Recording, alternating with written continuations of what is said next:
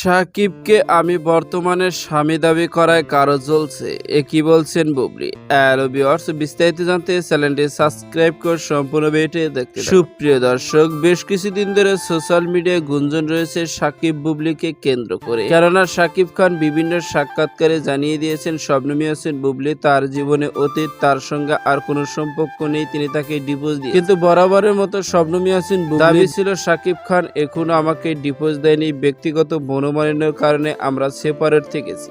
এরই মধ্যে সাম্প্রতিক কয়েকদিন আগে এক সাক্ষাৎকারে শবনম ইয়াসমিন বুবলি সাকিব খানকে আবারও বর্তমানে স্বামী বলে মন্তব্য করতে দেখা গেছে। আর তারপর থেকে সোশ্যাল মিডিয়ায় নানা রকম আলোচনা সমালোচনা হচ্ছে শবনম ইয়াসমিন বুবলি। কেউ কেউ মন্তব্য করছেন সাকিব খানের সঙ্গে শবনম বুবলির কোনো সম্পর্ক নেই, তাও আবার শবনম ইয়াসমিন বুবলি কেন বর্তমানে সাকিব খানকে স্বামী বলে গ্রহণ করলো, ফলে কি সাকিব খানের সঙ্গে আবারও মিলে গেছে। কেউ কেউ মন্তব্য করছে শবনম ইয়াসমিন বুবলিকে নিয়ে বাজুভাবে। এরই মধ্যে সাম্প্রতিককাল এক সাক্ষাৎকারে উপস্থিত হয়েছিলেন শবনম ইয়াসমিন বুবলি।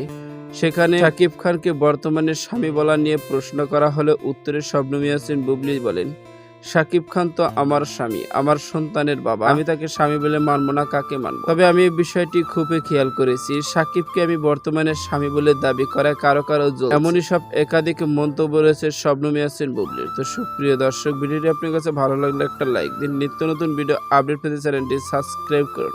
অসংখ্য ধন্যবাদ পুরো ভিডিও উপভোগ করার জন্য।